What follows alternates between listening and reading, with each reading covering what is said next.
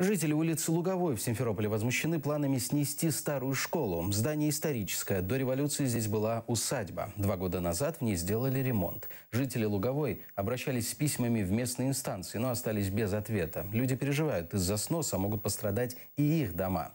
Улица узкая, расстояние между строениями небольшое. Местные считают, что школу надо переоборудовать в детский сад.